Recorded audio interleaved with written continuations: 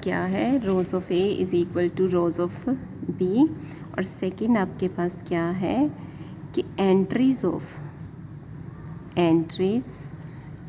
A is equal to हो entries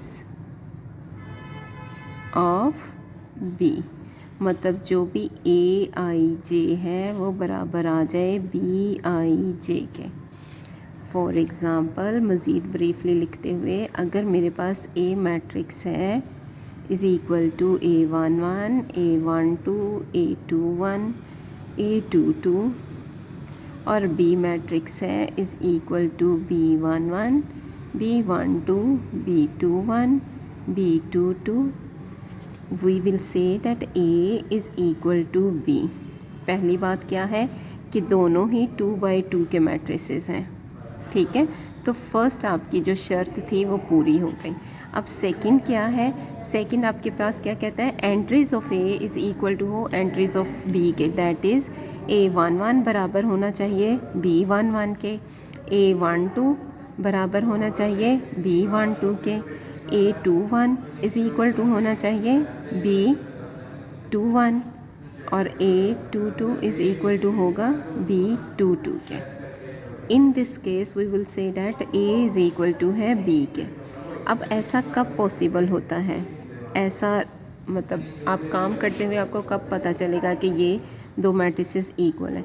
for example A is equal to है आपके पास 4, 3, और B मैट्रिक्स है आपके पास 6 - 2 और 9 - 6।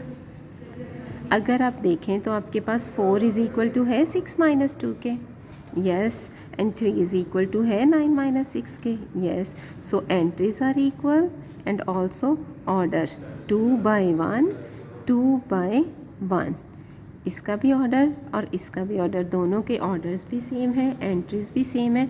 सो we will say that A is equal to B।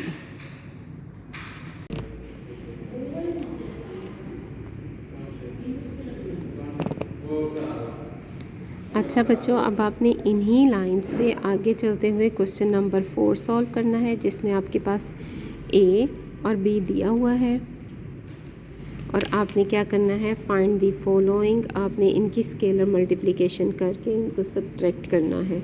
Simple है, A को मल्टीप्लाई करना है आपने 4 के साथ, B को मल्टीप्लाई करना है 3 के साथ, और फिर दोनों को सब्ट्रैक्ट कर देना है।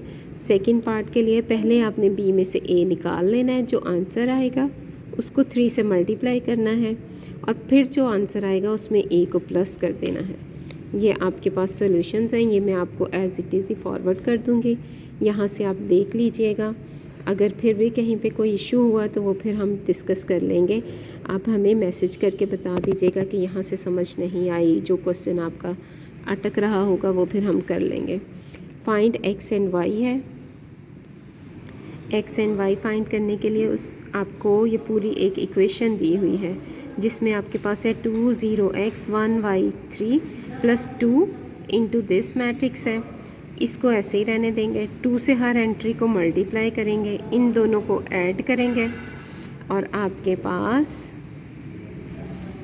ये करके आप यहाँ पे पहुँचेंगे। 2 + 2 4, 2x आ जाएगा, x + 2y आ जाएगा, और इस तरह से ये इसके इक्वल है।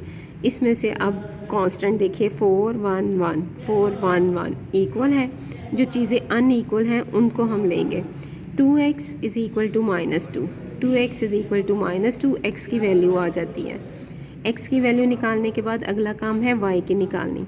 अगर मैं ये लेती हूँ तो x की वैल्यू पुट करके आ जाएगी, अगर ये नहीं लेते तो हम ये वाला पॉइंट उठा लेते हैं। यहाँ से हमारे पास क्या है, y + 4 इज़ इक्वल टू 6, यहाँ से y इज़ इक्वल टू आ जाएगा 6 - 4 इज़ इक्वल टू 2, ये सॉल्यूशन आ जाएगा।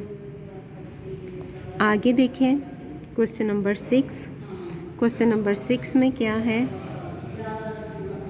क्वेश्चन नंबर 6 को फ़िलहाल हम स्किप करते हैं। 6 7 को 8 पे आई है।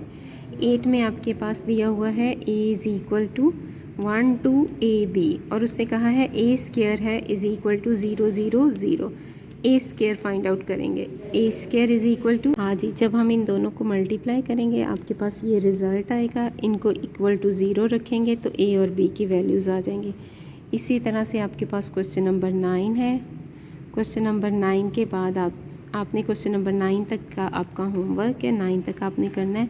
फिर इंशाल्लाह आगे हम क्वेश्चन नंबर 10 से स्टार्ट करेंगे।